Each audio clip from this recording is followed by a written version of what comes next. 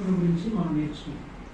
అంటే దేవుని బిడ్డల మధ్య ఉండేటువంటి ఏకత్వం, లేక దీన్ని కార్పొరేట్ లైఫ్ అని, దీన్ని మనం సామూహికమైనటువంటి విషయం. అయితే ఈ సామూహికమైనటువంటి జీవితం మనందరం కూడా ఏక శరీరం అనే భావంతో, మనందరం కూడా ఒక్క శరీరంలోని వివిధ అవయవాలమై ఉన్నాము అనేటువంటి ఆలోచనతో మనందరం కూడా బ్రతకాలి. అందుకొరకు దేవుడు మనల్ని ఎన్నుకున్నాడు, ఏర్పరుచుకున్నాడు. ఇది అల్టిమేట్ ఎలక్షన్, లేకపోతే అల్టిమేట్ పర్పస్ ఆఫ్ గాడ్. సంఘం పట్ల దేవునికి ఉండేటువంటి చిత్తం ఏంటంటే, మీకు గత వారం మీకు జ్ఞాపకం చేసింది, మీరు ఎంతమంది గుర్తుందండి? దేవుడు తన చిత్తము చొప్పున ప్రతి అవయవమును శరీరమందు ఉంచి ఉన్నాడు. అంటే ప్రతి అవయవానికి దేవునికంటూ ఒక చిత్తం ఉంది శరీరం.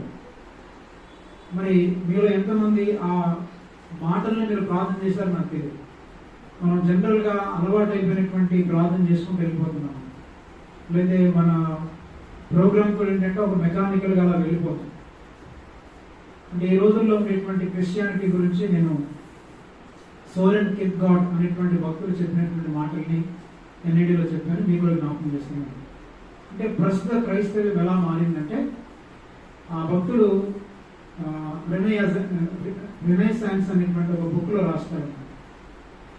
అందులో ఏం రాస్తారంటే, సోరెన్ కిర్కెగార్డ్ అనేటువంటి భక్తుడు మరి 19th సెంచరీలో, అంటే 18th 19th సెంచరీలో తను చెప్పిన మాట చెప్తారు. ఏమంటాడంటే, ఈ రోజుల్లో ఉండేటువంటి క్రైస్తవ్యం ఎలా ఉందంటే, ఫారిన్లో చాలా మంది వైన్ తాగుతారు. వైన్ అంటే తెలుసుగా మీకు, బీరు, బ్రాందీ, విస్కీ అంటారు కదా, వైన్ తీసుకుంటారు. పెద్దవాళ్ళు వైన్ తీసుకున్నప్పుడు ఫారిన్ కంట్రీస్లో పిల్లలకి ఏం చేస్తారంటే, వాళ్ళకి లెమనేడ్ ఇస్తారు. లెమనేడ్ అంటే అందులో కొంచెం నీళ్లు కలిపో, లేదా సోడా కలిపో, లేకపోతే కొంచెం లైమ్ జ్యూస్ కలిపి, మొత్తం మీద దాన్ని స్ట్రాంగ్గా ఉండేటువంటి డ్రింక్ని కొంచెం పలచన చేసి దాని తీవ్రతను తగ్గించి కొంచెం ఏమంటారంటే మత్తు తక్కువగా ఉండే విధంగా తయారు చేసి పిల్లలకి ఇస్తారు. పెద్దవాళ్ళు ఏమో డైరెక్ట్ వైన్ తాగుతారు, పిల్లలేమో లెమనేడ్ తాగుతారు. అంటే దాని తీవ్రతను తగ్గించేసి కొంచెం ఎక్కువ తాగినా కానీ వాళ్ళకి మత్తు రాకుండా ఉండేటట్టు ఇస్తారు. సో ఆయన దీన్ని ఎలా పోల్చాడంటే, ప్రజెంట్ క్రిస్టియానిటీ ఎలా మారిందంటే, they are in a position to take the lemonade but not the strong drink. అంటే బలమైనటువంటి వైన్ తీసుకునేటువంటి స్థితిలో క్రైస్తవ సంఘం లేదు. క్రైస్తవ సంఘం ఎలా ఉందంటే, లెమనేడ్ తీసుకునేటువంటి స్థాయికి దిగజారింది. అంటే నా ఉద్దేశం, మనందరం వైన్, బీరు, బ్రాంతి తాగమని కాదు నేను చెప్పేది, ఓలిగా చెప్పాడు ఆయన అంతే. అంతేగాని పాస్టర్ గారు చెప్పారంటే వైన్ తాగమని చెప్పి మరి డైరెక్ట్గా బీరు బ్రాంతి షాప్కి వెళ్ళే. అంటే క్రిస్టియానిటీ అనేటువంటిది స్ట్రాంగ్ డ్రింక్ వంటిది. క్రైస్తవ్యం అనేటువంటిది ఒక స్ట్రాంగ్ డ్రింక్. అంటే స్ట్రాంగ్ వైన్, బీరు, విస్కీ, నీళ్లు కలపకుండా, అందులో కూల్ డ్రింక్ ఏం కలపకుండా ఉండేటువంటి డ్రింక్ ఉంటుంది చూడండి, అలాంటి డ్రింక్ వంటిది క్రైస్తవ్యం. కానీ దాన్ని ఏం చేసామంటే, మనం దానికి రకరకాలైనటువంటి డ్రింక్, నీళ్లు కలిపేసి దాని సారాన్ని కూడా కంప్లీట్గా దిగజారు చేసి మనము పలచగా చేసి ప్రజలకు అందించవచ్చు. ఇప్పుడు ఉండేటువంటి క్రైస్తవం ఎలాంటిదంటే, ఇది స్ట్రాంగ్ క్రిస్టియానిటీ కాదు, it is lemonade Christianity. Lemonade Christianity అంటే ఇది పలచబడినటువంటి, తీవ్రత తగ్గినటువంటి క్రైస్తవం. అందుకే ప్రజలు చూడండి, మన హెబ్రీ గ్రంథకర్త కూడా అంటాడు, మీరు బలమైన ఆహారం తినగలిగినటువంటి వారు, మీరు ఇంకా పాలు త్రాగవలసిన వారు.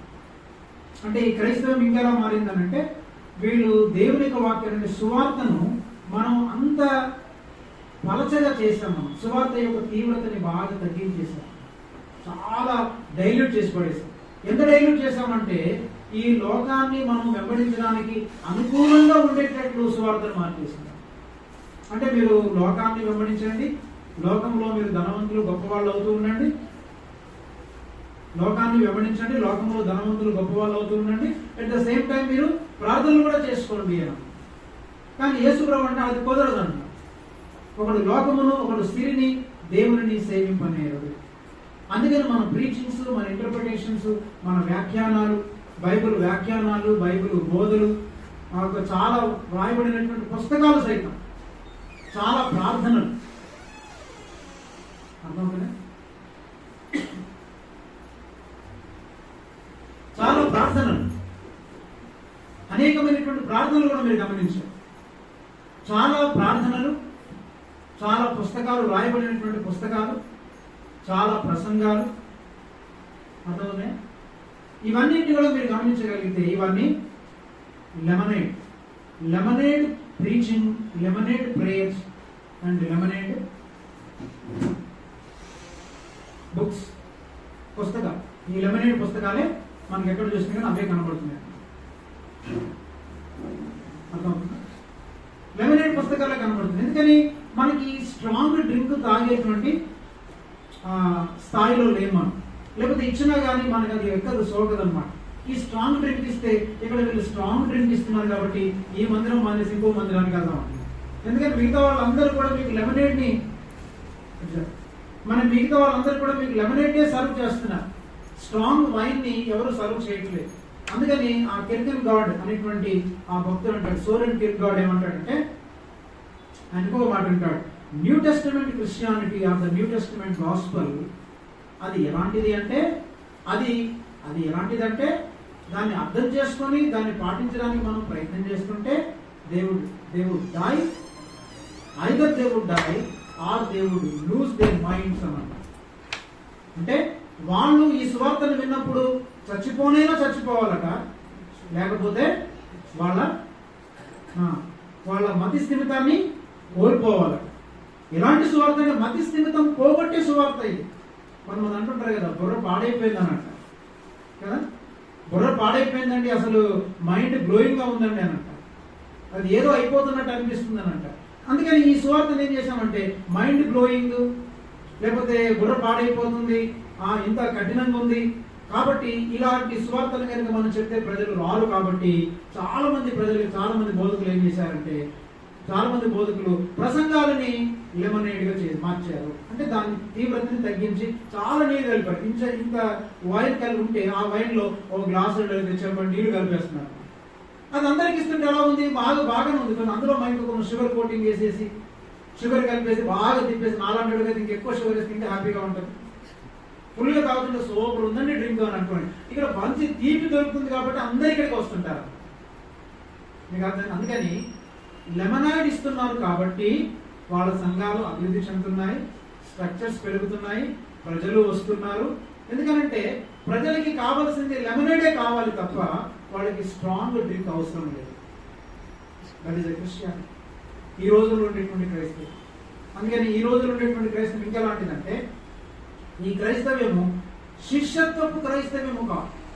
నేటి అనేకమైనటువంటి సంఘాలలో శిష్యత్వపు క్రైస్తవ్యము కనబడట్లేదు.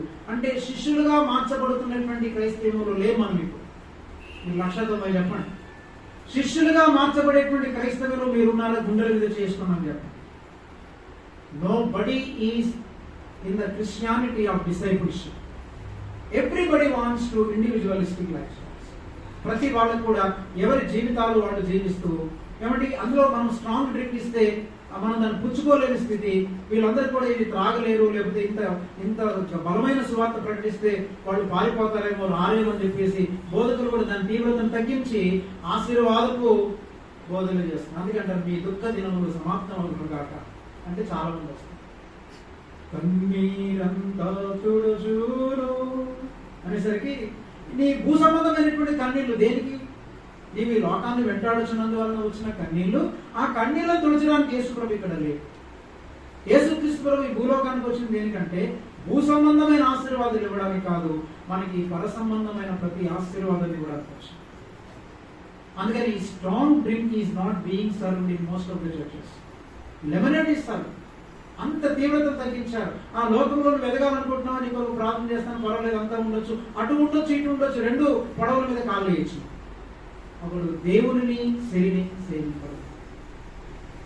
Either you must serve God or serve the mammon, but at the same time you cannot serve both. కానీ ఈ క్రిస్టియానిటీ ఎలా చేసిందనంటే ఇంటర్ప్రిటేషన్స్ కూడా, వ్యాఖ్యానాలు కూడా, బైబిల్ కామెంటరీస్ కూడా చదవండి. అవన్నీ కూడా మనకి లెమనేడ్ సర్వ్ చేసేటువంటి కామెంటరీస్, లెమనేడ్ సర్వ్ చేసే పుస్తకాలు, లెమనేడ్ ని సర్వ్ చేసేటువంటి ఈ బోధకులు, ప్రార్థనలు, ఉపవాసాలు, ఇవన్నీ కూడా లోకాన్ని ఎంకరేజ్ చేసేటువంటి క్రిస్టియానిటీ తప్ప ఏమంటే దేవుని కొరకు సమస్తాన్ని వదిలిపెట్టుకొని క్రీస్తును వెంబడించే క్రిస్టియానిటీ. అందుకని మీకు ఈ సామూహికమైన జీవితం గురించి ఇంత చెప్తున్నాను. కనీసం ఒక్కరు కూడా చలనం కనబడట్లేదు, అలా జీవించడానికి ఇష్టం కూడా కలగట్లేదు. అందుకే మీరు అపొస్తల కార్యముల గ్రంథం 4:32 చదవక్కర్లేదు. ఉదయం వాళ్ళకి ఏం ప్రసంగం చేయలేదు, ఈ 2 మాటలు చెప్పి క్లోజ్ చేసి వచ్చారు. చాలాసేపు వాళ్ళతో మాట్లాడి వచ్చారు. ప్రేయర్ అయిపోయిన తర్వాత ఇంతసేపు వాళ్ళ దగ్గర మాట్లాడారు. వాళ్ళకి ఈరోజు ప్రసంగం లేదు, కానీ మీకు ఉంది ఈరోజు ప్రసంగం. ఈ అపొస్తల కార్యాలు 4:32 ఏముంది? విశ్వసించిన వారందరూ ఏముంది? విశ్వసించిన వారందరూ ఏక హృదయమును ఏకాత్మయు గలవారై ఉండిరి. చాలా విశ్వసించిన వారందరికి ఏమొచ్చింది? ఏక మనసు ఏకాత్మ ఆటోమేటిక్ గా వచ్చేసింది. అంటే విశ్వసించినటువంటి వారంటే పరిశుద్ధాత్ముని యొక్క కార్యం ఎవరి హృదయంలోనైతే జరుగుతుందో వాళ్ళు ఆటోమేటిక్ గా ఏకత్వంలోనికి వస్తారు. మళ్ళీ చెప్తున్నాను ఈ స్టేట్మెంట్. ఎవరైతే పరిశుద్ధాత్మ చేత తిరిగి జన్మిస్తారో, పరిశుద్ధాత్మ చేత హృదయాంతరంగంలో వెలిగించబడతారో, తిరిగి జన్మిస్తారు, అలాంటి వారు ఆటోమేటిక్ గా దేనికి వస్తారు? వాళ్ళు ఏకత్వంలోనికి వస్తారు. మరి మనం నిజంగా పరిశుద్ధాత్మ చేత తిరిగి జన్మించిన వారమైతే మనలో ఎంతమంది ఏకత్వంలో జీవిస్తున్నాం చెప్పండి. ఏకత్వంలో జీవించడం అంటే అర్థం ఏంటి? తమకు కలిగిన వాటిలో ఎవడును ఏది తనదని అనుకోనలేదు. ఆ స్థాయికి మనం వచ్చామా? అది ఏకత్వం అంటే. తనకు కలిగిన వాటిలో ఎవడును ఏది తనదని అనుకోలేనటువంటి స్థాయికి రావడము, అది ఏకత్వంలోనికి రావడం. ఆ ఏకత్వంలోనికి ఆటోమేటిక్ గా మనం ఎప్పుడు వస్తామంటే నిజంగా పరిశుద్ధాత్మలో మనం తిరిగి జన్మించిన వారం అయితే ఆటోమేటిక్ ఏకత్వం వస్తుంది. అది మనకు ఎవరు బోధించనక్కర్లేదు. ఏమంటే పేతురు కానీ వాళ్ళందరూ ప్రియులారా మీరు వారానికి ఒకసారి కూడుకోవాలి, ప్రతిదినం దేవాలయంలో కూడుకోవాలి, మీరందరూ ఆస్తులు అమ్మండి, మీరు అవన్నీ విడిచిపెట్టేయండి, మీరందరూ ఏకంగా ఉండాలి, ఐక్యంగా ఉండాలి, సహవాసం చేయాలని వాళ్ళకి బోధ చేశారు. చెప్పండి, వాళ్ళకి ఏ బోధ లేదు, ఏ బైబిల్ స్టడీ లేదు, వాళ్ళకి ఎవరు ప్రార్థన చేయలేదు, మీరు ఇలా ఉండండి అని ఎవరు చెప్పలేదు. నో సెమినారీస్. వాళ్ళకి సెమినార్లు ఏమో పెట్టి చెప్పలేదు. ఇప్పుడు నేను మీకు చెప్పినట్టు వారం వారము మీరు ఏకంగా ఉండండి అని నేను చెప్తున్నాను, కానీ వాళ్ళకి అవేం చెప్పలేదు. వాళ్ళకి మరి వాళ్ళకి ఎలా తెలిసింది? మీరు అందరూ ఆస్తులు అమ్మి అపొస్తలుల పాదాల దగ్గర పెట్టాలని ఎవరైనా ప్రీచ్ చేశారు? వాళ్ళకి వాళ్ళంతా వాళ్ళే వాళ్ళంతా వాళ్ళ తమ ఆస్తులను అమ్మి అపొస్తలుల పాదాల దగ్గర ఎలా పెట్టగలిగారు వాళ్ళు? అది పరిశుద్ధాత్మ కార్యం. అంటే ఎవరు బోధించకుండానే ఆత్మకార్యం నీలో జరిగితే నీ కలిగిన దాన్ని ఇతరులతో స్వేచ్ఛగా ధారాళంగా పంచుకుంటావు, ఇతరులతో ఏకత్వంలో జీవిస్తావు. దీనికి బోధ అవసరం లేదు. మీరు ఏకంగా జీవించండి, సహవాసంలో జీవించండి, సామూహికంగా జీవించండి మీరు మొత్తుకుంటున్నారు. పోనీ ఎవరైనా పిలుస్తారని చూస్తున్నా ఎవరు పిలవట్లేదు, పోనీ ఎవరైనా మా ఇంటికి వస్తారని చూస్తున్నా ఎవరు రావట్లేదు. మీరు బోధ వినడం ఎందుకు? మీరు లెమనేడ్ తాగేటువంటి స్థితిలో ఉన్నారు తప్ప మీరు స్ట్రాంగ్ డ్రింక్ తాగేటువంటి స్థితిలో లేదు. అందుకే ప్రజెంట్ క్రిస్టియానిటీ ఎలా ఉందంటే ఇట్ ఈస్ నాట్ అంటే శిష్యత్వపు క్రైస్తవము కాదు. ఇది ప్రజెంట్ క్రిస్టియానిటీ శిష్యత్వపు క్రైస్తవం కాదు, ఇది మతపరమైన క్రైస్తవంలో మనం జీవిస్తున్నాము. మనందరం కళ్ళు తెరవాలి. మతపరమైనటువంటి క్రైస్తవం అంటే ఏంటి?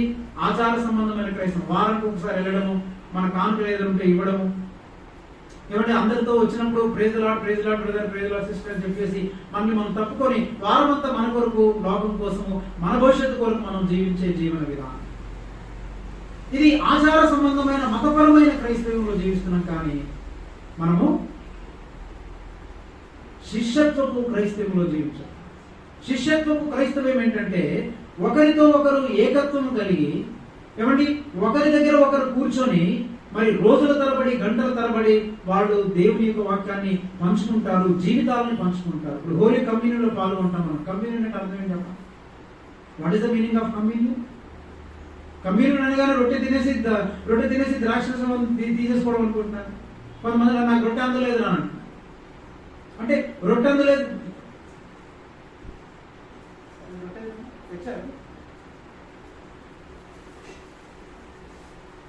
పట్టాలి, మాకు బ్రెడ్ అని పట్టాలి.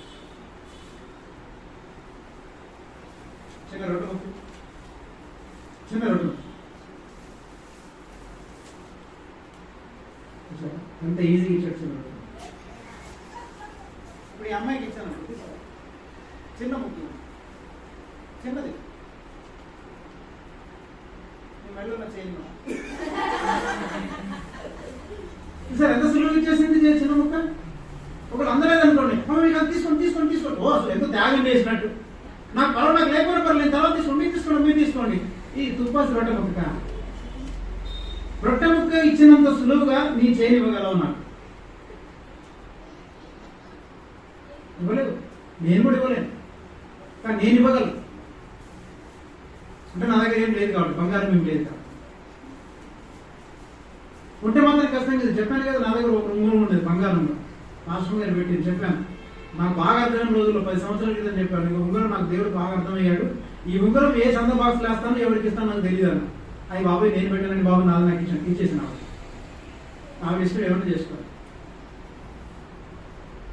మనకు దేవుని యొక్క శక్తి మన దగ్గర ఎందుకు లేదు అంటే మనకు లోకం యొక్క శక్తి తెచ్చుకున్నాం. బంగారం శక్తి మనకు ధనము శక్తి ఉంది, డబ్బు శక్తి ఉంది మనకి. ఆది అపొస్తలులకు ఈ శక్తులు లేవు. మాకు కలిగినదే మీకు ఇచ్చుచున్నాము, నీకు ఇచ్చినకు మా దగ్గర ఏమీ లేదు. అంటే లోకపు శక్తులు లేవు, కేవలం ఒకే ఒక శక్తి, అది యేసునామము. అందుకని రొట్టె ద్రాక్షరసం తీసుకున్నప్పుడు what is the meaning of communion నాకు చెప్పండి. కమ్యూనియన్ అంటే అర్థం ఏంటి?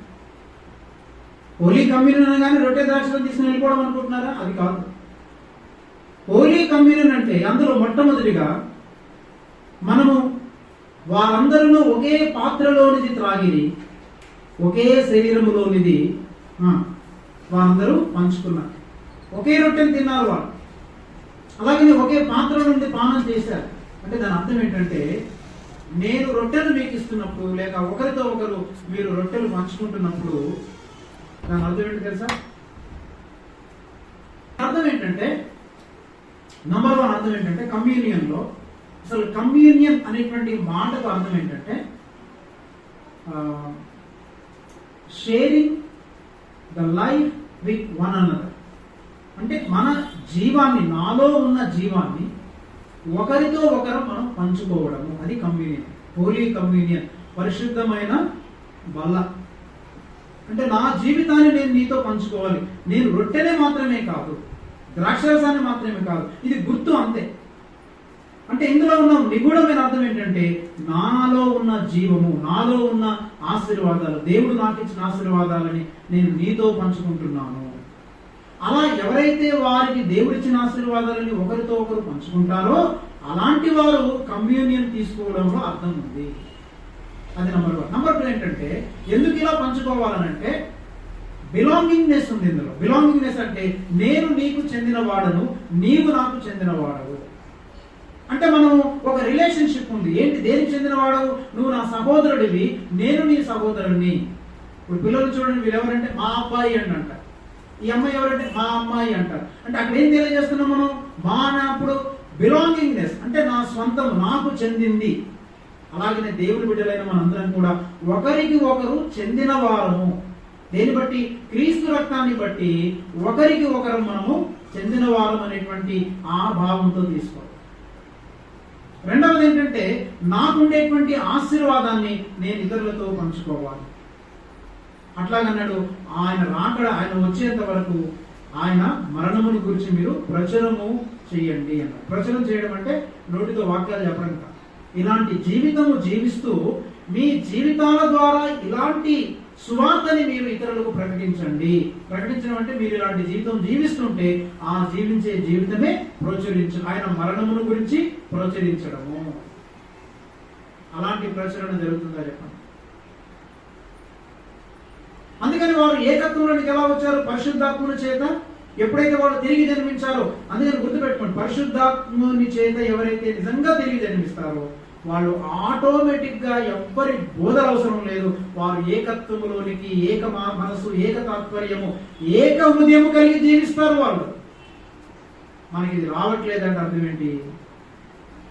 అంటే అసలు ఆత్మలోనే జన్మించామో లేదో అర్థం చేసుకోండి.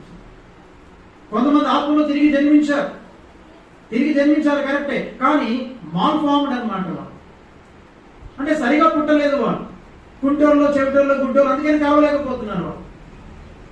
అంతే కదా, ఇప్పుడు అందరితో కలవాలంటే మేము పిక్నిక్ వెళ్ళిపోతున్నాం, నాకు 2 కాళ్ళు లేవంటే నేను రాలేనండి. వాడు ఎందుకు కలవలేకపోతున్నాడు? పుట్టాడు వాడు, జీవం ఉంది వాడికి, కానీ కాళ్ళు లేవు వాడు. అలాగే ఇతర దేవుని బిడ్డలతో ఎందుకు కలవలేకపోతున్నాం అంటే ఏదో మాల్ ఫామ్ అనమాట, లేదా మాల్ న్యూట్రిషన్, లేకపోతే వాడికి పోషకాహార లోపముతో జన్మించాడు, అంగవైకల్యంతో జన్మించాడు, పుట్టాడు కానీ అంగవైకల్యంతో పోషకాహార లోపంతో జన్మించాడు. అందుకే వాడు ఇతరులతో కలవలేకపోతున్నాడు. మనం నిజముగా యేసుక్రీస్తు నందు విశ్వాసం ఉంచినప్పుడు ఆత్మలో తిరిగి జన్మించిన వారమైతే, తిరిగి జన్మించినటువంటి వారికి ఉండే మొదటి లక్షణం వారందరూ ఏక హృదయం వచ్చేసింది వాళ్ళకి. ఏక హృదయులై ఉండండి ఎవడు బోధించలేదు తెలుసా మీకు? కానీ ఈ రోజుల్లో మనకి ఏక హృదయులై ఉండండి, సంఘంగా కలవండి, ఒకరినొకరు కలుసుకోండి, ఒకరినొకరు పంచుకోండి, నా ప్రసంగాలే పంచులైపోతున్నాయి తప్ప మీకు మాత్రం ఏం మంచు పడదు.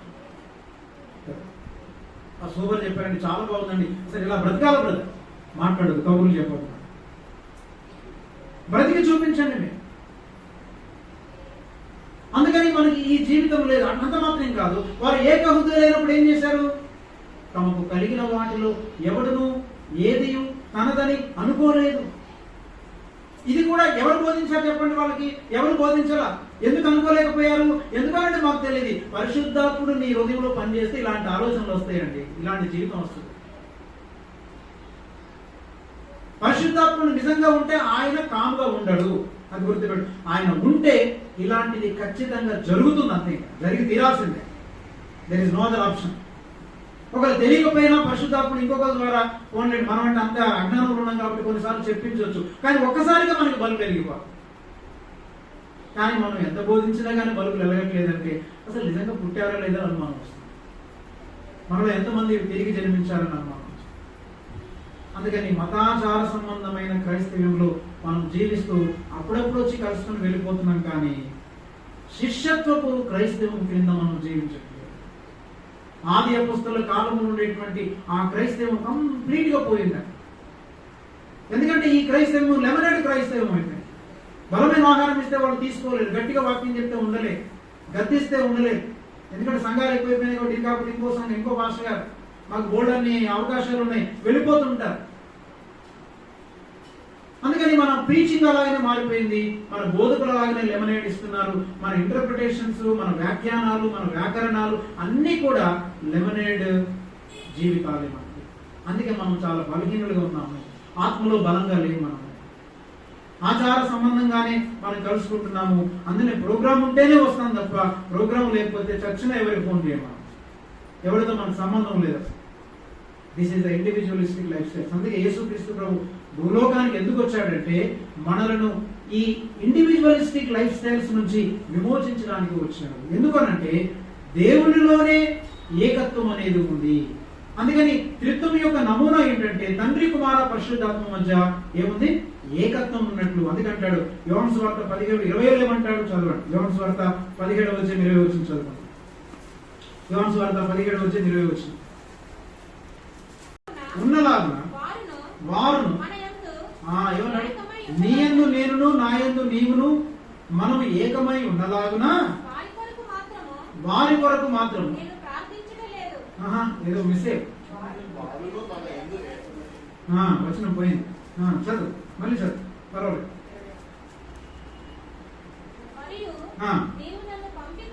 నీవు నన్ను పంపితివని లోకము నమ్మునట్లు తండ్రి నాయందు నీవును నీయందు నేనును నీయందు నేనును ఉన్నలాగున వారును మన యందు ఏకమై ఉండవలనని వారి కొరకు మాత్రమే నేను ప్రార్థించడం లేదు, కానీ వారి వాక్యము వలన నా యందు విశ్వాసం ఉంచు వారందరూ ఏకమై ఉండవలనని వారి కొరకు ప్రార్థించుచున్నాను. యేసు ప్రభు ప్రార్థన ఏంటి చెప్పండి? యేసు ప్రభు ప్రార్థన ఏంటి? తండ్రి, కుమార, పరిశుద్ధాత్ములు ఏ విధంగానైతే ఏకమై ఉన్నారో ఇక్కడ జీవించే మనందరం కూడా, ఆయన విశ్వాసం ఉంచిన మనమందరం కూడా మనమును ఏకమై ఉండవలనని యేసయ్య మనందరి కొరకు ప్రార్థన చేస్తుంది. అదేనా ప్రార్థన? మరి మనం ఎవరి వాళ్ళం ఇండివిజువల్ లైఫ్ స్టైల్ ఎవరి జీవితాలు వాళ్ళు జీవిస్తూ ఎవరి కోసం వాళ్ళు జీవిస్తుంటే కొంతమంది అంటారు, నా ఇల్లు తాకట్టు పెట్టానండి, పెళ్లి చేశానండి, బంగారం అందులో పెట్టానండి, పలాని విడిపించుకున్నానండి, లేదా పలాని వస్తువును అమ్మేశామండి, అమ్మేసిన తర్వాత నేను మొత్తం మీద పలాని లోన్ కట్టుకున్నామండి అని అంటారు. అంటే ఏంటి?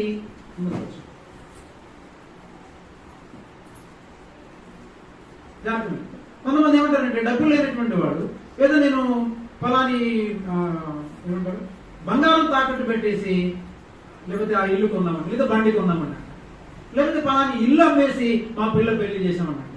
ఎవరైనా నేను అడుగుతాను పిల్లరా, మీ ఇల్లు అమ్మేసి మీ పిల్లల పెళ్లి చేయడం కాదు, వేరే వాళ్ళ మనసహవాసం ఉన్న వాళ్ళ పిల్లల పెళ్లిళ్ళు చేయడానికి మీరు ఇల్లు అమ్మారని నాకు చెప్పాలి. మీ బంగారం తాకట్టు పెట్టారని నాకు చెప్పాలి. కబుర్లు కాదు నేను ఇచ్చేది, మీకు లెమనేడ్ కాదు, అందుకే అర్థం లేదు. మీకు స్ట్రాంగ్ డ్రింక్ ఎక్కదు. వాళ్ళు ఏం చేశారు? చరాస్థిర ఆస్తులను అమ్మేశారు. ఎలా అమ్మగలిగారు వీళ్ళు? ఏ బోధ లేకుండా ఎలా అమ్మగలిగారు వీళ్ళు? అంటే గుర్తుపెట్టుకోండి, పరిశుద్ధాత్ముడు మన హృదయంలో పనిచేసినప్పుడు వాళ్ళకి ఎలాంటి ఆలోచన కలిగిందంటే, ఈ లోక పద్ధతిలో మేము జీవించము, మేము దేవుని బిడ్డలకు మాకు కలిగినటువంటి సమస్తాన్ని మేము వాళ్ళతో పంచుకుంటామనేటువంటి మనస్సు కూడా పరిశుద్ధాత్ముడు ఇచ్చాడు. ఈ రోజున మనకి పరిశుద్ధాత్ముడు మన హృదయంలో ఉంటే ఇలాంటి మనస్సు మనకు కూడా కలిగిస్తాడు. మీరు ఎక్కడైనా విన్నారా? పలాని వాళ్ళు ఉద్యోగం చేస్తారు, దేనికి ఉద్యోగం చేస్తున్నామండి, ఇద్దరు పిల్లలు పెళ్లి చేయండి, నీకు పెళ్ళే కాలేదు పిల్లలు పెళ్లి చేయండి, అట్లాగా సార్ మా బంధువుల్లో ఉన్నారు, లేకపోతే మా సహవాసం ఉన్నటువంటి పిల్లలు పెళ్లి చేయాలి. ఎవరి కోసం వాళ్ళే ఉద్యోగాలు చేసుకుంటున్నాం, ఎవరి సంపాదన వాళ్ళు సంపాదించుకుంటున్నాం, కానీ ఇతరుల కొరకు మనము సంపాదించట్లేదు. ఇతరుల యొక్క యోగక్షేమ సమాచారాల కొరకు మనం జీవించట్లేదు. What kind of Christianity?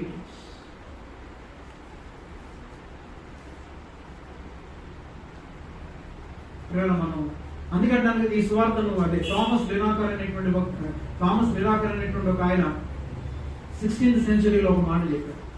ఆయన ఏమన్నాడంటే, ఆయనకి 4 సువార్తలు ఇచ్చారు, 4 సువార్తలు క్రొత్త నిబంధన ఇచ్చారు, చదవమన్నారు.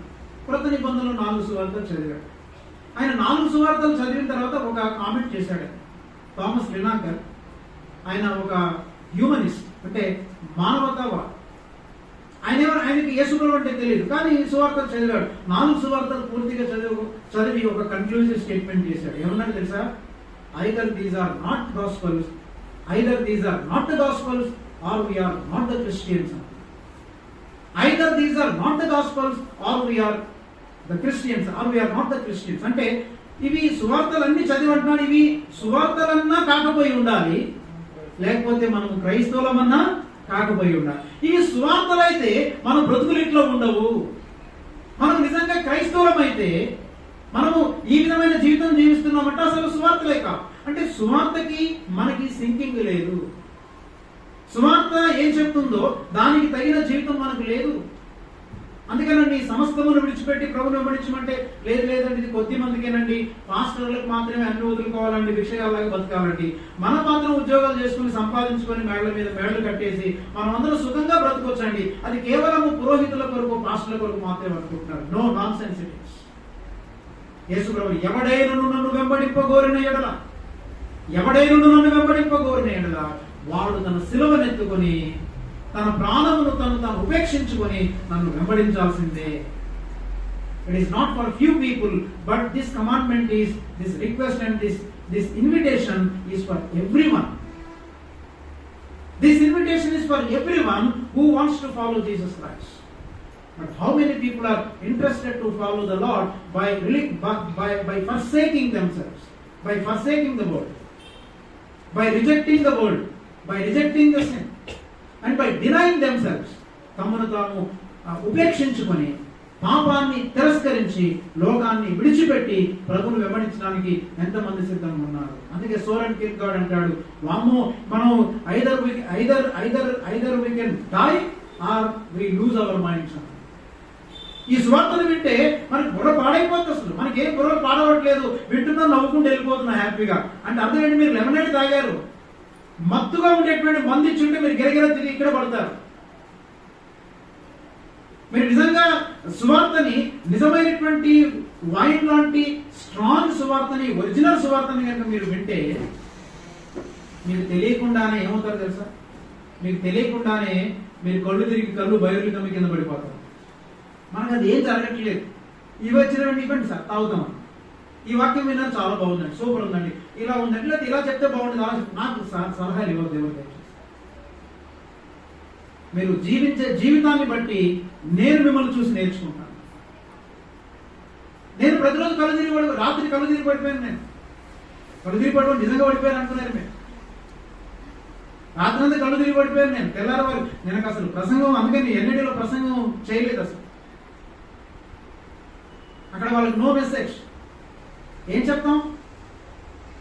మీకు స్ట్రాంగ్ డ్రింక్ ఇస్తుంటే మీరు తాగలేకపోతున్నారు. బాబు ఇది తాగలేమండి, ఆయన స్ట్రాంగ్ డ్రింక్ ఇస్తాడని అంటారు. లెమన్ ఇస్తే ఓ గ్లాస్ తాగేస్తున్నారు. నువ్వు తాగిన మత్తు వస్తుందా? ఏ మత్తు రావట్లేదు. నవ్వుకుంటాం, సరదాగా గడుపుతున్నా, హ్యాపీగా వెళ్ళిపోతున్నాం మనం అంతే. గమనించండి. అందుకే నేను ఏం చెప్తున్నానంటే, ఈ క్రైస్తవ్యము ఏం చేస్తుందనంటే, మనం ఒకరి జీవితాలను ఒకరితో మనం పంచుకోలేకపోతున్నాం.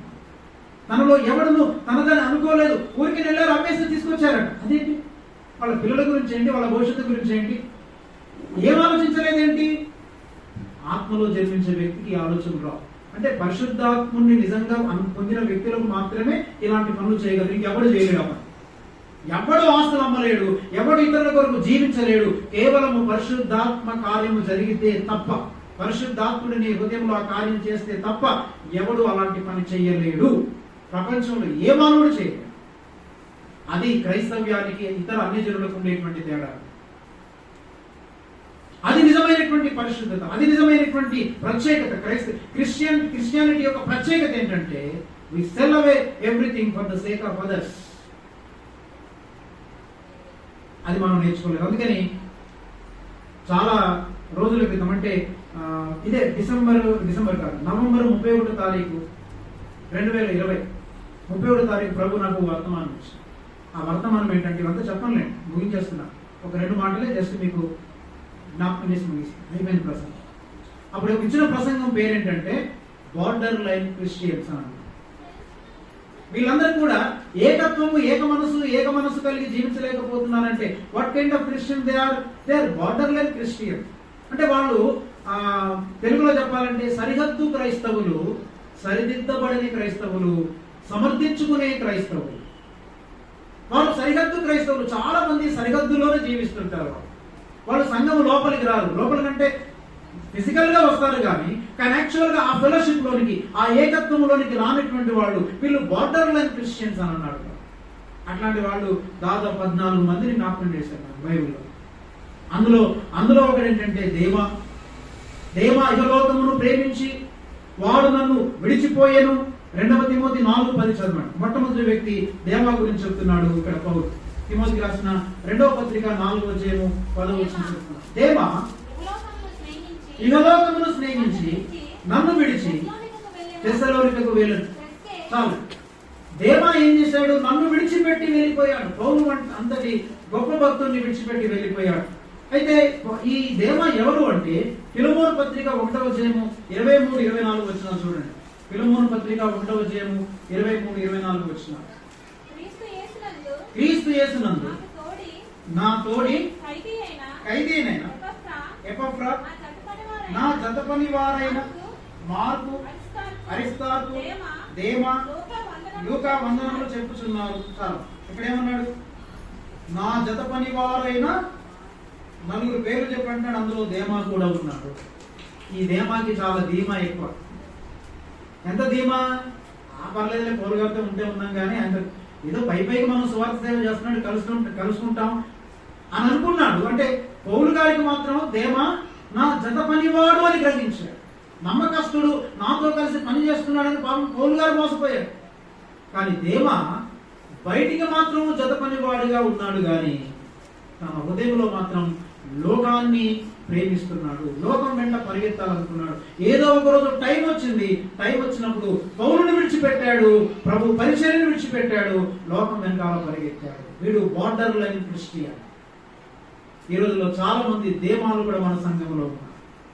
వీళ్ళు బార్డర్ లైన్ క్రిస్టియన్స్. వాళ్ళు కంప్లీట్ గా క్లోజ్ అవ్వరు, కంప్లీట్ గా ఏకీభవించరు, కంప్లీట్ గా ఇతర దేవుని బిడ్డలతో కలిసిపోరు. వాళ్ళు ఒకరు కలిసినా పైపైనే కలుస్తుంటారు. వాళ్ళు ఒకరు ఏమైనా చేసినా కానీ పైపైన మనం చేస్తుంటాం తప్ప మన హృదయాలు విప్పి ఒకరి జీవితాలని, ఒకరు మన లైఫ్ ని, క్రీస్తు నాకు ఇచ్చిన ఆ జీవాన్ని, క్రీస్తు నాకు ఇచ్చిన ఆశీర్వాదాలు, క్రీస్తు నాకు ఇచ్చినటువంటి వాక్య జ్ఞానం, లేక క్రీస్తు నాకు ఇచ్చినటువంటి ఆత్మ నడిపింపుని, ఆ ఆత్మీయ అనుభవాలని నేను ఇతరులతో పంచుకోలేను. వాళ్ళు పంచుకోరు. వాళ్ళు ఎందుకంటే వాళ్ళు దేవాలు.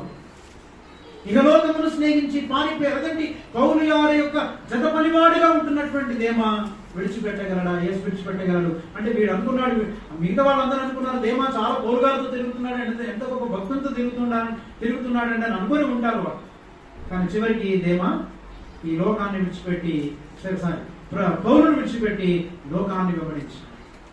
ప్రియా దేవుని బిడ్డలు గమనించండి, దేవునికి వాక్యం మనకు చెప్తుంది, ఈ లోకము, యేసయ్య ప్రార్థనలో ఇంకొక మాట అంటాడు. ఏమంటాడంటే, నేను ఈ లోక సంబంధిని కానట్టు తండ్రి వీరును, అంటే తన శిష్యుల గురించి అంటాడు, వీరును లోక సంబంధులు కాదు. అంటే వారికి లోకముతో ఏ విధమైన సంబంధము లేదు. మనము లోకాన్ని కూడా ఎలా నిర్వచించామంటే, లోకం అంటే ఫ్యాషన్లు, ఏమండి మంచి మంచి బట్టలు వేసుకోవడము, తర్వాత లిప్స్టిక్లు రాసుకోవడము, హెయిర్ కటింగ్, ఇదంతా ఫ్యాషన్, అంతా కూడా లోకం అండి. సినిమాలు, సిగరెట్లు, సీరియల్ చూస్తే ఇదంతా లోకం అండి. చిచి నాకు అలాంటివి లేవండి, ఎప్పుడు నేను నూనె రాసుకున్నటువంటి జిడ్డు ముఖంతోనే ఉంటానండి. అలా ఉండమని నీకు ఎవరు చెప్పలేదు, అలా ఉండబాకండి. మీరు హెయిర్ కట్ చేసుకున్నా నాకు ప్రాబ్లం లేదు, మీరు ఎన్ని లేపనాలు పూసుకున్నా పర్వాలేదు, పూజేసుకోండి ఫుల్గా. ఇది కాదు అసలు లోకత్వం అంటే వాటి మీద మనం కాన్సన్ట్రేషన్ చేయడం తప్పనుకోండి. కానీ లోకత్వం అంటే నేను అసలు సీరియల్ చూడనండి, చూడదు. నేను అసలు సినిమా హాల్లోనే అడుగు పెట్టలేదండి. ఎవడి గొప్ప? మీకు గొప్ప సినిమాలు చూడకపోతే అన్నిలు కూడా గోల్డ్ పొందుతున్నారు, సినిమాలు చూడడం, పుట్టినప్పుడు సినిమాలు చూడడం గోల్డ్ మంది. అది కాదు ఇక్కడ లోకత్వం అంటే. అసలు లోకత్వం అంటే ఏమండి, అన్య జనులు వేటినైతే వెంటాడుతున్నారు, వేటి వెనకాల పరిగెడుతున్నారు, వేటిని ఆశిస్తున్నారు, వేటి కొరకైతే ప్రయాసపడుతున్నారు, నీకు కూడా సేమ్ అలాగనే ప్రయాసపడుతుంటే నీకు లోకస్తుడివి. అలాంటి ప్రయాసం ఏర్పడం. అన్య జనులు వేటిని వెంటాడుతున్నారు, మేము వాటిని వెంటాడము. యేసయ్య ఎంత క్లియర్గా చెప్తున్నాడు, తండ్రి వీరు లోక సంబంధులు కాదు. మనం ఎలా జీవిస్తున్నాం మరి? అందుకని బార్డర్ లైన్ క్రిస్టియన్స్ ఏంటంటే వీళ్ళందరితో కలిసినట్టే ఉంటాడు, కానీ వాడి హృదయంలో మాత్రం ఒక లోకం ఉంటుంది. ఏదో ఒక రోజు వీడు బార్డర్ లైన్ ఉన్నాడు కదా, అటు నుంచి వాడు తప్పించుకోవాలి. స్కూల్లో కూడా చూడండి, పిల్లలు కొంతమంది ఇంటెలిజెన్స్ స్టూడెంట్స్ అందరూ ముందు కూర్చుంటారు కదా, కొంచెం బయటకు తిరిగేవాడు, కొంచెం డుమ్మా కొట్టేవాడు ఏం చేస్తారు, చివరి బెంచ్లో కూర్చుంటాడు. ఎందుకని మాస్టర్ గారైనా కొంచెం ఎక్కువసేపు చెప్పడానికి కొన్ని పాట కొంచెం బోర్ కొట్టిందని అటు నుంచి వెళ్ళిపోతాడు. బార్డర్ లైన్ క్రిస్టియన్స్ చాలా మంది. ఇక రెండో వ్యక్తి ఏంటంటే, వీళ్ళందరి గురించి వివరించడం టైం లేదు కాబట్టి రెండో వ్యక్తి గురించి చెప్పి నేను ముగిస్తాను. రెండో వ్యక్తి ఎవరంటే, మనకి కొత్త నిబంధన మరొక వ్యక్తి ధనవంతుడైనటువంటి యవనస్తుడు. ఈ ధనవంతుడైన యవనస్తుని గురించి ఒక 2-3 మాటలు నేను చాలా బలంగా చెప్పాలనుకుంటున్నాను. ఒకటి, ధనవంతుడైన యవనస్తుడు ఏం చేశాడు? యేసయ్య దగ్గరికి వచ్చాడు. ఈ స్టోరీ మనందరికీ తెలుసు, కానీ అందులో ఒక 2 విషయాలు మీకు చెప్తాను. వాడు యేసయ్య దగ్గరికి వచ్చి అంటాడు, నేను బాల్యము నుండియే ఇవన్నీ నేను అనుసరించుచున్నాను. ధర్మశాస్త్రం అంతా బాల్యము నుండి అనుసరిస్తున్నాను. అప్పుడు నేను అంటాను, బాల్యము నుండి ఇవన్నీ అనుసరించే వాడికి నీకు నిత్య జీవం ఎందుకు అయ్యామని? మళ్ళీ నిత్య జీవం కావాలని అడుగుతున్నాడు కదా. అంటే అసలేంటి? వీడు బాల్యము నుండి ధర్మశాస్త్రం అంతటిని పాటించినప్పటికీ నిత్య జీవము పొందడానికి ఆ ధర్మశాస్త్రమును పాటించడం సరిపోదు. మనం ప్రార్థన చేసుకుంటాం, పొద్దున్న లేచిన బైబిల్ స్టడీ చేస్తాం, ఉపవాసం ఉంటాను, అక్కడికి వెళ్తాను, ఇక్కడికి వెళ్తాను, పేదవారికి సహాయం చేస్తాను. నువ్వు ఎన్నెన్నో చేయి ధర్మకార్యాలు నువ్వు ఎన్నెన్ని చేసినా కానీ అవేవి కూడా దేవుని దగ్గర నిలవనేరవు. అంటే అంతకు మించింది ఒకటి ఉంది అనే విషయం వీడు కూడా అర్థమైపోయింది. అంటే నేను బాల్యం నుండే నెరవేర్చుచున్నప్పటికీ వాడికి ఏమంటారు, నమ్మకం కుదరట్లేదు, నేను నిత్య జీవానికి పొందుకుంటానో లేదనేటువంటి భయం ఏర్పడింది అన్నమాట. అంటే అర్థం ఏంటంటే, ఆచార సంబంధమైనటువంటి భక్తి కార్యక్రమాలు నీకు నిత్యత్వాన్ని ఇవ్వలేవు. మన రిలీజియస్ యాక్టివిటీస్ ఏవి కూడా మనం నిత్యత్వానికి చేర్చలేవు. అంటే బాల్యం నుండి నేను ఇవన్నీ పాటిస్తున్నాను అన్నప్పటికీ వాడి హృదయంలో ఏదో ఒక కొరత ఉన్నట్టు గమనించాడు. ఆ కొరతని వాడు గమనించాడు. అంత మాత్రం కాదు, వీడు యేసయ్య దగ్గరికి వచ్చి అంటాడు, నేను వ్యభిచరించవద్దు, దొంగిలవద్దు, నరహత్య చేయవద్దు. వాడే అంటాడు మాటలు, తెలుసా మీకు?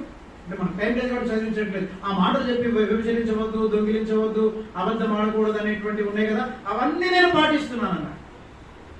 దీన్ని కొంతమంది కామెంటేటర్స్ ఏమంటారంటే, ఆ 10 ఆజ్ఞల్ని 2 భాగాలుగా చేస్తే, ఒకటేమో మోరల్ లాస్ అంటే నైతికమైనటువంటి నియమాలు. పైనది మనం చూస్తే నీ దేవుడైన యెహోవాను నేను తప్ప వేరొక దేవుడు ఉండకూడదు, నీ దేవుడైన యెహోవా నామమును వ్యర్థంగా ఉచ్చరించకూడదు. ఆ మొదటి 4 ఆజ్ఞలు ఉన్నాయి. తర్వాత 6 ఆజ్ఞలు ఉన్నాయి. అంటే మొదటి 4 ఆజ్ఞలు ఏంటివి? అవన్నీ ఎవరికి సంబంధించినవి? It is God word commandments. తర్వాత 5వ ఆజ్ఞ నుండి చివరి వరకు ఎవరిదంటే అది మ్యాన్ వర్డ్ కమాండ్మెంట్స్. అంటే ఒకటి దేవునికి సంబంధించిన ఆజ్ఞలు, రెండవది ఏంటి? మానవునికి సంబంధించినటువంటి ఆజ్ఞ. అంటే మానవుల ఎడల నువ్వు ఎలా ప్రవర్తించాలి, అలాగే దేవుని ఎడల నువ్వు ఎలా ప్రవర్తించాలి. చాలా జాగ్రత్త మాట్లాడుతున్నాను. ఇప్పుడు వీడు ఏమంటున్నాడు? నరహత్య చేయకూడదు, దొంగతనం చేయకూడదు, అబద్ధాలు ఆడకూడదు, ఇవన్నీ నేను బాల్యం నుండే పాటించుచున్నాను. అంటే అర్థం ఏంటి? మరి నువ్వు మానవుల ఎడల నీవు ఏ విధమైన ప్రవర్తన కలిగి ఉండాలో అవన్నీ నువ్వు పాటిస్తున్నావు, కానీ నువ్వు ఏం పాటించట్లేదంటే నీ దేవుడైన యెహోవాను నీ పూర్ణ హృదయముతో, నీ పూర్ణాత్మతో నీవు ప్రేమించట్లేదు. అంటే ఏది ముఖ్యమైనది ఇప్పుడు? ఈ మోరల్ లాస్ అన్నిటినీ, నైతికమైన ఆజ్ఞలన్నిటినీ మనము పాటించినప్పటికీ నీ పూర్ణ హృదయముతో, నీ పూర్ణాత్మతో నీ దేవుడైన యెహోవాను నువ్వు ప్రేమించకపోతే నీవు నిత్య జీవాన్ని పొందుకోలేవు. చాలా మంది ఉపవాసం ఉంటానండి, గంటలు గంటలు ప్రార్థన చేస్తానండి, బైబిల్ స్టడీ బాగా చేస్తానండి, అన్ని పుస్తకాలు చదువుతానండి, అసలు ఎంత నమ్మకంగా ఉంటానో దేవుని కొరకు, ఆఫీసులో లంచం తీసుకోనండి, నేను అసలు సిగరెట్లు తాగను, సినిమాలకు వెళ్ళను, వైన్ తీసుకోను, అసలు ఎవరికి నేను కీడు చేయనండి, చాలా నమ్మకంగా ఉంటానండి. అవేవి కూడా నేను నిత్యత్వానికి చేర్చలేదు. సిన్ అంటే అర్థం ఏంటో తెలుసా? చాలా మంది సిన్ అంటే ఇవి పాపాలు అనుకుంటున్నాను. ఇవి పాపాలే, కానీ అసలు పాపం ఇది కాదు. దేవుని ప్రేమించకపోవడమే పాపం. నీ దేవుడైన యెహోవాను నీ పూర్ణ హృదయంతో, నీ పూర్ణాత్మతో ప్రేమించవలను. అప్పుడు వీడు అనొచ్చు, మనం అంటాం, బలవాలని భాష గారు, దేవుణ్ణి ప్రేమించకపోతే మందిరానికి ఎందుకు వస్తాం, దేవుణ్ణి ప్రేమించకపోతే మేము ఎందుకంటే ఇంత దూరం వచ్చి మీ వాక్యం వింటామని అనొచ్చు. అంటే ఇక్కడ చూడండి, లాజిక్ ఏంటంటే, యేసయ్య దగ్గరికి ధనవంతుడు అంటున్నాడు, నేను నిత్య జీవనకు వారసున్నటకు నేనేమి చేయవలను? యేసయ్య డైరెక్ట్ ఆన్సర్. డైరెక్ట్ వాడికి ఏమంటారు, నీళ్లు కలపనటువంటి విస్కీ ఇచ్చేసాడు. వాడు నీళ్లు కలపని విస్కీ ఇచ్చేసాడు. ఏమన్నాడు ఆ విస్కీ? ఆ వైన్ ఏంటి? నీ ఆస్తిని కాదు, ఆస్తినంతా అన్న, నీకు కలిగినదంతయు అమ్మి బీదలకిమ్ము, అటు తర్వాత వచ్చి నన్ను వెంబడించుము. చెప్పండి, ఇది విస్కీ లాగా లేదు? అందులో పేర్లు ఉంటాయట, బ్రాండ్లు ఉంటాయట, నాకు తెలియదు లేదు, నేను ఎప్పుడు తాగలేదు. నాకు తెలిసిన ఉంటే చెప్పండి, అందులో బ్రాండ్స్ ఉన్నాయి. ఇది స్ట్రాంగ్ బ్రాండ్, తెలుసా? దావిదికి సుధాకి తెలుసు అనుకున్నాను. మర్చిపోయావా? అంటే తాగేవారన్నమాట కదా. స్ట్రాంగ్ డ్రింక్ ఇచ్చారు. ఎంత స్ట్రాంగ్ అది? సులువు అది చెప్పండి. ఇప్పుడు మీరందరూ కూడా, మనందరం కలిసి మన ఆస్తులను అమ్మి ఆస్తులను తీసుకొచ్చి ఇక్కడ పెట్టాలని అనుకోండి. మీరు వచ్చే వారం నుంచి మొత్తం ఖాళీ ఉంటాయి, ఎవ్వరు ఉండరు. పాటలు పాడడానికి సుధా కూడా ఉంటాడు, ఎవ్వరు ఉండరు. ఉంటే నేను ఒక్కరు ఉంటానంటే, మా ఆవిడ కూడా ఉండకపోవచ్చేమో, ఎవరు ఉండకపోవచ్చు. అసలు డ్రమ్ అంతా ఖాళీ ఉంటుంది. ఎంత స్ట్రాంగ్ ఇచ్చాడు ఆయన. నేను నిత్య జీవనకు వారసున్నట్టుగా ఏమి చేయవలను? నీ ఆస్తినంతా అమ్ము అని అన్నాడు. అంటే అర్థం ఏంటి? ఈ ఆజ్ఞలన్నీ పాటించినా కానీ నువ్వు నిత్య జీవం పొందలేవు. కారణం ఏంటంటే నీ దేవుడైన యెహోవాను నువ్వు ప్రేమించట్లేదు. నీకు ఎలా తెలుసు నేను దేవుడిని ప్రేమించట్లేదు అని అంటే, యేసయ్య చెప్పిన ఆన్సర్ జాగ్రత్త. లేక దాంట్లో మనం తీసుకొచ్చేటువంటి కన్క్లూజన్ ఎలాంటిదంటే, నీ దేవుడైన యెహోవాను నిజంగా నువ్వు ప్రేమిస్తే ఏం చేస్తావు? నిన్ను వారిని, పొరుగు వారిని కూడా ప్రేమిస్తావు. అంటే అర్థం ఏంటి? నువ్వు నిజంగా దేవుడిని ప్రేమించేవాడు అయితే, నువ్వు నిజంగా దేవుడిని ప్రేమించేవాడు అయితే ఇంత ఆస్తి పరుడు అవ్వలేవు. అది కన్ఫ్యూషన్. నీ పొరుగువాడిని ప్రేమిస్తావు కదా, దేవుడిని ప్రేమించేవాడు అయితే నీ పొరుగువాడిని ప్రేమిస్తావు. నువ్వు పొరుగువాడిని ప్రేమించేవాడు అయితే ఇంత ధనవంతుడు ఎట్లా అవుతావు? అంటే నువ్వు ఇంత ధనవంతుడు అయ్యావంటే నిన్ను వలె నీ పొరుగువాడిని నువ్వు ప్రేమించలేవు. నిన్ను వలె నీ పొరుగువాడిని ప్రేమించలేవు, దేవుడిని ప్రేమించలేవు అన్నవి ఆ రెండును ఒకటే. వేరే చేయొద్దు మీరు ఎవరు. దేవుడు అంటే చాలా ఇష్టం అండి, కానీ ఆ బ్రదర్ అంటే నాకు పడదండి, కుదరదమ్మా. నేను ఎవరికి దేవుడికి అన్నీ ఇస్తానండి, కానీ నా సహోదరులకు ఏమి ఇవ్వనండి అంటే కుదరదు. ఇది రెండును రెండవది మొదటి దాని వంటిదే అని అంటాడు. చూసారు మీరు మత్తయి సువార్తలో? అది బాగా జాగ్రత్త చదవాలి. ఈ రెండు ఒకటి అంటే అర్థం ఏంటి? నిన్ను వల్ల నీ పొరుగు వారిని ప్రేమిస్తే ఇంత ధనవంతుడిని నువ్వు అవ్వలేవు. ఇంత ధనవంతుడు అయ్యావంటే నిన్ను వల్ల నీ పొరుగు వారిని నువ్వు ప్రేమించు. కాబట్టి నువ్వు ఇప్పుడు ఏం చేయాలంటే నీ కలిగిన ఆస్తినంతా అమ్మి బీదలకి ఇవ్వు, అటు తర్వాత వచ్చి నన్ను వెంబడించు. ఈ రోజుల్లో కొంతమంది బోధకులు అయితే ఆస్తినంతా అమ్మేసి నాకు ఇచ్చేయండి, నేను దేవుడి సేవ చేస్తానంట. అలాంటి వాళ్ళు కూడా దుర్బోధకులే. చాలా మంది చెప్పి మీ ఆస్తిని అమ్మేసి మాకు ఇవ్వండి అమ్మా, లేదా మీ ఆస్తినంతా అమ్మేసి మాకు ఇస్తే మేము పెద్ద పెద్ద కారులు కొనుక్కొని, మేము పెద్ద పెద్ద మేడ నిధులు కట్టుకొని మేము ధనవంతులము. A true pastor and a true Christian will never become rich. వాళ్ళు ధనవంతులు అవ్వలేరు. ఎందుకంటే ఉన్నదంతా పంచుకుంటుంటే నువ్వు ధనవంతులు ఎప్పుడు అవుతావు? మనమంతా శిష్యత్వపు క్రైస్తవ్యం నేర్చుకోలేదు. శిష్యత్వపు క్రైస్తవ్యంలో వదులుకోవడం ఉంది. ఇంకొక బార్డర్ లైన్ క్రిస్టియన్ ఉన్నాడు. వీడు ఒక బార్డర్ లైన్ క్రిస్టియన్. చివరికి ఏం చేశాడు? వాడు మిక్కిలి ధనవంతుడు కనుక వాడు మిక్కిలి వ్యసన పడచ్చు. ధనవంతుడైతే వ్యసన పడతాడు. మిక్కిలి ధనవంతుడు కాబట్టి మిక్కిలి వ్యసన పడ్డాడు. అంటే ధనము పెరిగే కొలది మనకు వచ్చేదేంటి? వ్యసనం వస్తుంది. అఫెండ్ అవుతుంటాం మనం. ధనం పెరిగే కొలది రెసిస్టెన్స్ వస్తుంటది. ధనం పెరిగే కొలది పిచ్చినాతనం పెరిగిపోతుంటది. ధనం పెరిగే కొలది దేవునికి దూరం అయిపోతుంటాం. ధనం పెరిగే కొలది స్వార్థపరులం అయిపోతాం మనం. వాడు మిక్కిలి వ్యసన పడ్డాడు. వాడు అందుకే యేసయ్య అన్నాడు, ధనవంతులు దేవుని రాజ్యంలో ప్రవేశించడం దుర్లభం. ఇంపాసిబుల్ కాదు, డిఫికల్ట్ అన్నమాట. It is very highly difficult for a rich man to enter into the Kingdom of God. అందుకని ప్రియమైన దేవుని బిడ్డలారా, మనకు ఆస్తి ఉంటే మనం ఏదో దాన్ని అందరికీ ఉన్నట్టు ఇప్పటికిప్పుడు అంతా పంచేయమని నేను చెప్పట్లేదు. కానీ ఒక విషయం గుర్తుపెట్టుకోండి, ఒక పెద్ద ట్యాంక్ లో నీళ్లు ఉన్నాయనుకోండి. ఉదాహరణ, ఒక వెరీ బిగ్ ట్యాంక్, పెద్ద ట్యాంక్, కూడా చిన్న ట్యాంక్ ఉందండి. ఇప్పుడు దీనికి కనెక్షన్ ఉంది. ఇందులో కొన్ని నీళ్ళే ఉన్నాయి. ఇంతవరకు ఇందులో వాటర్ ఫుల్గా ఉంది, ఫుల్ నీళ్ళు ఉన్నాయన్నమాట. ఇప్పుడు ఇందులో ఖాళీ లేదనుకుందాం. ఇందులో ఖాళీ లేదు, అసలు వాటర్ లేదనుకుందాం. ఇప్పుడు ఇందులో ఉన్నటువంటి నీళ్లు ఎంతవరకు ప్రవహిస్తాయి చెప్పండి? ఎంతవరకు ప్రవహిస్తాయి? ఇది నిండిపోయేంత వరకు ప్రవహిస్తాయి. అంటే ఇందులో ఉండేటువంటి నీళ్లు ఈ చిన్న ట్యాంకు నిండి అంతవరకు ప్రవహిస్తాయి. ప్రవహించింది ఆగిపోతుంది. అంటే ఇందులో నీళ్ళు అయిపోయినాయా? అయిపోలేదు. అంటే ఇందులో చాలా నీళ్లు ఉన్నాయి. అంటే అర్థమేంటి? ఇందులో ఉండేటువంటి నీళ్లు మొత్తం పారవేయాలని కాదు. ఈ మొత్తం నీళ్లు దేనికి ఇచ్చినా ఇందులో పట్టవు. అంటే ఎవరైతే వాళ్ళు ఏ స్థాయిలో జీవిస్తున్నారో వాళ్ళ అవసరాల కొరకు ఎంతగా అయితే అవసరమవుతుందో వాళ్ళ అవసరాల మేరకు మనకు ఇచ్చిన పెద్ద ట్యాంక్ నుండి వాళ్ళకి మనం సరఫరా చేయాలి. వాళ్ళ అవసరాలు తీర్చబడితే చాలు. ఇప్పుడు మీకు అర్థం అంటే మనకు ఉన్నదంతా అమ్మమని కాదు ఇక్కడ, లేదా మనకు ఉన్నదంతా వదిలే ఎక్కడో మనం రోడ్డు మీద పారేయమని కాదు. మనకున్న దాని మీద అంతటి మీద మన అధికారాన్ని వదులుకోవాలి. అవసరమైతే మన ఆస్తిని విడిచిపెట్టమంటే సమస్తాన్ని విడిచిపెట్టాలి. మనం ప్రభువును వెంబడించేవారు. అందుకని లోతు గురించి మీకు ఇంతకుముందు చెప్పాను. లోతు భార్య ఊరు వెలుపల ఉప్పు స్తంభం అయిపోయింది. మరొక బార్డర్ లైన్ క్రిస్టియన్, వీడు బార్డర్ లైన్ లో ఉన్నాడు. చిన్నప్పటి నుంచి దొంగతనం చేయట్లేదు, వ్యభిచారం చేయట్లేదు, అబద్ధాలు ఆడట్లేదు, ఏం చేయట్లేదు. వీడు అందరి దృష్టి ఎలా ఉన్నాడు? భక్తిపరుడుగా ఉన్నాడు. కానీ చివరికి ఏమయ్యాడు? ఆ నిత్యత్వం బార్డర్ దాకా వచ్చాడు. బార్డర్ లైన్ లో మిస్ అయిపోయాడు. మన జీవితాలు కూడా ఒకవేళ అలా ఉన్నాయేమో. మనం ఇంతవరకు భక్తిగానే చాలా బాగున్నాం మనం, కానీ అసలైనటువంటి డ్రింక్ మనకి ఇచ్చినప్పుడు మనం దాన్ని పుచ్చుకోగలము లేకపోతే వదులుకోగలము మనకు.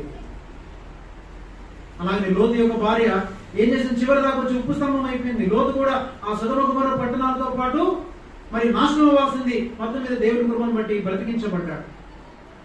ఆయన కూడా తప్పించబడ్డాడు, కానీ ఆ బార్డర్ లో జీవించాడు. అందుకే లోతు దేవుణ్ణి విడిచిపెట్టలేదు. ఒక భక్తుడు అన్నాడు, లోతు దేవుణ్ణి విడిచిపెట్టలేదు, కానీ లోతు దేవుని కొరకు దేన్ని విడిచిపెట్టలేదు. దేవుణ్ణి విడిచిపెట్టలేదు, కానీ దేవుని కొరకు మాత్రం దేన్ని విడిచిపెట్టలేదు. ఈ రోజుల్లో మనల్ని కూడా చాలా మంది బలవాళ్ళండి, అయ్యి బాబాయ్ దేవుడు అంటే నాకు చాలా ఇష్టం అండి, ఆయన అసలు వదిలిపెట్టనండి, ప్రార్థన చేయకుండా ఉండలేనని అంటావు. మంచిదే, నువ్వు దేవుని విడిచిపెట్టలేదు, క్రీస్తుని విడిచిపెట్టట్లేదు, కానీ క్రీస్తు కొరకు మాత్రం దేన్ని వదిలిపెట్టలేదు. అది బార్డర్ లైన్ క్రిస్టియన్. అంచేత ప్రేమైన దేవుని బిడ్డలారా, మనం ఇంకా బార్డర్ లైన్ క్రిస్టియన్స్ చాలా మంది ఉన్నారు. దేవావలే లోకాన్ని మనము స్నేహిస్తున్నామా? అలాగనే ధనవంతుడైన యవనస్తుని వలె మనం మిక్కిలి వ్యసనపడుచు యేసయ్య దగ్గర నుంచి వెళ్ళిపోతున్నామా?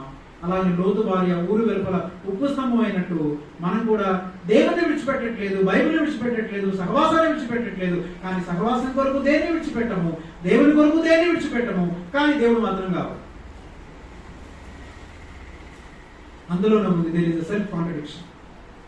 ప్రభు కావాలంటూ ప్రభు కొరకు ఏది విడిచిపెట్టాం. అందుకని ప్రభువుని కావాలనుకున్నప్పుడు ప్రభు కొరకు దేన్నైనా విడిచిపెట్టడానికి సిద్ధంగా ఉండాలి, విడిచిపెట్టాలి. అలా విడిచిపెట్టని వాడు తన తల్లినైనను అన్నదమ్ములనైనను విడిచిపెట్టని వాడు నా శిష్యుడు. అంచేత నేను అందుకని ఒక నెల లాస్ట్ మంత్ ఎప్పుడు చెప్పాను, ఇవి ఆది అపొస్తలుల కాలంలో అది వారికి ఎవరు బోధించకుండానే వాళ్ళకి అర్థమైంది. ఎలా అర్థమైంది? పరిశుద్ధాత్మని చేత బోధించబడ్డాయి. మనం పరిశుద్ధాత్మని చేత బోధించబడేంత టైం మనకి లేదు. మనందరం బిజీ పీపుల్ కదా, మనకి ఇవేం తెలియదు. మనకి ఇవన్నీ పరిశుద్ధాత్మ దగ్గర కనిపెట్టడము, ప్రార్థన చేయడము, ఆయన అడగడము, ఇతర దేవుని బిడ్డల దగ్గరికి వెళ్ళి కొంచెం ఆత్మీయంగా అనుభవం కలిగిన వాళ్ళతో కూర్చోవడం, నేర్చుకోవడం మనకి ఇది అవసరం లేదు. ఎన్నిటిలో చెప్పాను, మీకు కూడా అంతకుముందు చెప్పాను అన్నమాట. ఇప్పుడు ప్రేయర్ అయిపోతుంది. ప్రేయర్ అయిపోగానే ఏం చేస్తారు చెప్పండి? ఎవరింటికి వాళ్ళు వెళ్ళిపోతారు. అంటే నేను సుధాకి తీసుకుని ఎగ్జాంపుల్ తీసుకొని చెప్పాను. వాళ్ళ అబ్బాయి ప్రేయర్ అయిపోయిన వెంటనే వాళ్ళ అబ్బాయి చిన్నోడు లేదా పెద్దోడు ఎవరో ఉన్నాడు అనుకోండి, ఆ అబ్బాయి వాళ్ళ ఇంటికి వెళ్ళిపోతాడు. కానీ మా ఇంటికి రాడు. ఎందుకని? ఆ అబ్బాయి వాళ్ళ కుటుంబంలో పుట్టాడు కాబట్టి వాళ్ళ ఇంటికి వెళ్తాడు, మా ఇంటికి రాడు. ఎందుకని? మా కుటుంబంలో పుట్టల.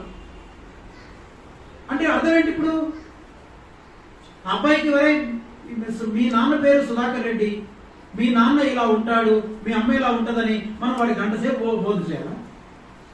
చెప్పండి నాకు. అలా అంకుల్, మా నాన్న పేరు సుధాకర్ రెడ్డా, ఐసి ఎప్పుడు వినలేదు నేను. అయితే మరి ఎలా ఉంటాడు? అది లావుకుంటాడు, కొంచెం హైట్గా ఉంటాడు, చాలా ట్రిమ్గా అందంగా ఉంటాడు. ఆయన స్వెట్స్ పెట్టుకుంటాడు. ఓకే అలా వెళ్ళాలా అని అంటాడు వాడు. ఎందుకంటే అలాగా ఎవడు ఆ కుటుంబంలో పుట్టినటువంటి బిడ్డకి ఎవడు బోధింపనక్కరలేదు. మీ నాన్నని ఎవరు పరిచయం చేయనక్కర్లేదు, లేదా మీ అబ్బాయి ఏంటని ఆ తల్లిదండ్రులకు ఎవరు పరిచయం చేయనక్కర్లేదు. ఎందుకని? ఒక 10,000 మందిలో ఉన్న మన పిల్లోడిని చూసామనుకోండి, అరే మా పిల్లోడు అక్కడ ఉన్నాడని గుర్తుపట్టేస్తాం. వాడు కూడా మా నాన్న లేదా మా అమ్మని పరిగెత్తుకొని మన దగ్గరికి వస్తాడు. ఎలా వస్తాడు? వాడికి ఏ ప్రీచింగ్ ఉంది, ఏ బోధ చేస్తారు చెప్పండి? మనం వాడికి బోధ చేయాలా? మీ అమ్మ మీ నాన్న మీరు ప్రేయర్ అయిపోయిన వెంటనే మీరు ఇంటికి వెళ్ళండి. అమ్మా మీరు ఎక్కడి నుంచి వచ్చారు? ఎన్నేడి కొత్త రోడ్ నుంచి వచ్చారు కదా, మీ ఇల్లు కొత్త రోడే. కొత్త రోడ్లో రైట్ టర్న్ తిరగండి, లెఫ్ట్కి వెళ్ళండి, అక్కడ మీ ఇల్లు ఉంటుంది. మీ డోర్ నెంబర్ ఇదని మనం చెప్పాలా? చెప్పకుండానే మీ ఇంటికి వెళ్ళిపోతున్నారే, చెప్పకుండానే మీ పిల్లల దగ్గరికి వెళ్తున్నారు, లేదా మీ పిల్లలు మీ దగ్గరికి వస్తున్నారే. కానీ అది భౌతికంగా. కానీ ఆధ్యాత్మికంగా ఏ తండ్రిని బట్టి మనము కుటుంబం అని పిలువబడుచున్నాము, ఇది దేవుని బిడ్డల యొక్క సమూహము, దేవుని కుటుంబం. ఇది ఈ దేవుని కుటుంబములో ఒకరితో ఒకరు మీరు సహకరించుకోండి, ఒకరికొకరు సహాయపడండి, ఒకరితో ఒకరు కలిసి సహవాసంలో జీవించండి అని చెప్పాలా? మీకు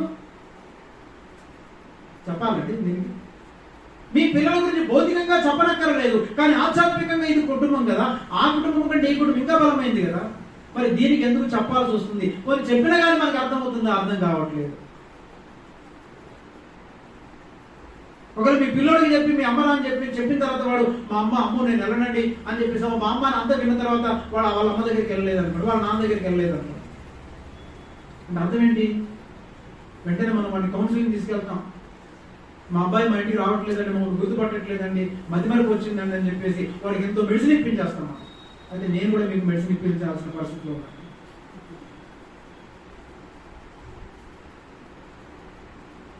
ప్రేమైన దేవుని బిడ్డలు ఆలోచించండి. కానీ దేవుని బిడ్డలతో మనం సహవాసం చేయడానికి మనకు ఒకడు మూలపాఠములను మరలా బోధించవలసి వచ్చింది.